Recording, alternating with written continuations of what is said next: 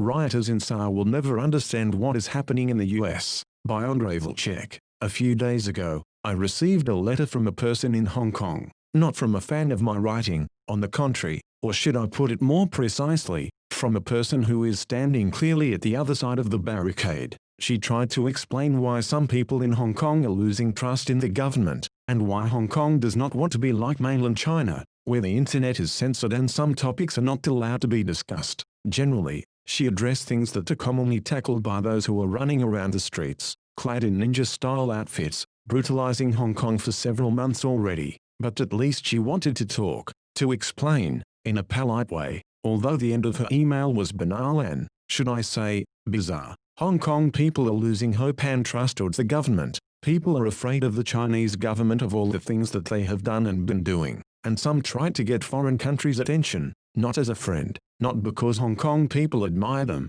but because the Chinese government see them as the enemy, and the involvement of foreign countries, as well as the call of Hong Kong independence, can piss them off. This email arrived at the same time when the entire world rose in outrage against the cold-blooded murder of an African-American person, Mr. George Floyd. Tens of thousands were marching in Tokyo and Buenos Aires, in London and Paris. In the West, protesters clashed with riot police, and many people were badly injured, while thousands were arrested. Water cannons were used. Streets got barricaded. I have been writing on the topic constantly, from the start, also giving interviews to various media outlets all over the world, and I kept repeating that what occurred to Mr. Floyd has been happening to people in countless countries, even to the countries themselves. In all corners of our world, Western neo-colonialist powers have been kneeling on their necks, killing them, cutting their flow of oxygen. In many poor nations, people are kept in unimaginable misery or being killed so the West can get raw materials and labor almost for free.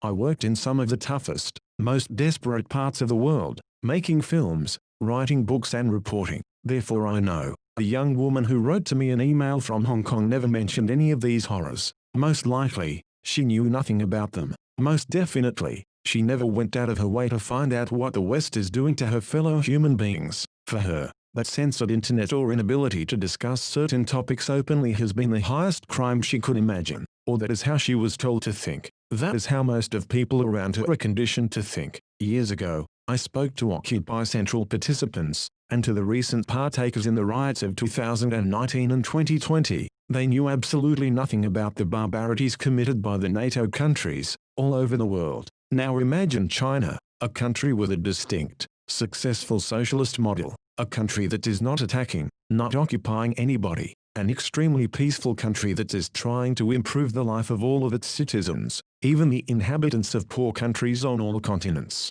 China is being attacked, provoked, insulted, on all fronts, precisely by the West, which does not want to lose its grip on global power. China is being pushed toward a military conflict. Social media, mass media, all sorts of propaganda are unleashed against Beijing. Lies about China's revolutionary past are fabricated and disseminated. Lies about the Tiananmen Square events. In fact, any types of lies that could hurt, destabilize or at least confuse this great and brave nation. What is China supposed to do? Just receive punches? Just tolerate fabrications? No. China is obliged to defend itself and its people. It cannot just let all that destructive propaganda, openly geared at ruining the state, enter the airways and social media. In the past, China let down its guard, and it led to the period of humiliation, when the West occupied, divided and ransacked the nation. And Beijing does precisely that. It is identifying and stopping fake news and the extremist, hostile,